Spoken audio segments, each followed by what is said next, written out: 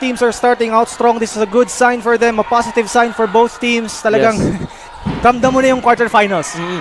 Pero ayon, igot. Siyam ang mga taga-Baleno with 4 minutes and 5 seconds remaining in our first quarter. Bergantin taking point, passes to Bregondo. Napakagandang hanap doon. Galing kaya Roel Bregondo ay Bergantin. And I will score. Very evident dito, pero Bergantin naghahanap ng bawi dito. Fake attempt. That's good para kay Roel Bergantin. He will lose the ball. That's a steal again by Bergantin. He is going all the way, going to pass it. Again, Igot with the layup. That's good. Gandang passing doon for the Mark Poole will fire a 3 instead. No good pa rin. Missed opportunity after missed opportunity dito para sa mga taga-Baleno. Bergantin to capitalize. Will go in. Attempt. That's good. And the cool-headed composer. And they really need to defend Fragoso dito.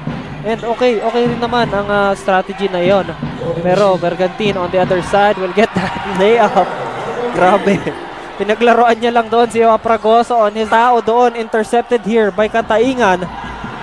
Now they are the ones with the chance to tie this ball game. Bergantin very patient there to get that 2-pointer to tie this ball game. 15 seconds to shoot here. Bergantin will reset the play. Tatawag siya ng screen dito. He will get the screen. One more time.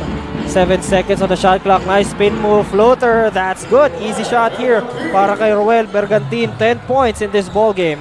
I know he doesn't get his nerves. Talagang he is a good player pagdating sa opensa.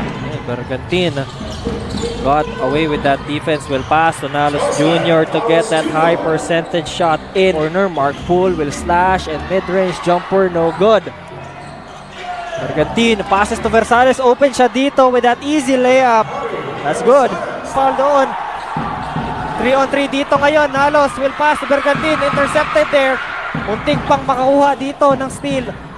Baleno, Bergantin. Put back. That's good para kay Legaspi.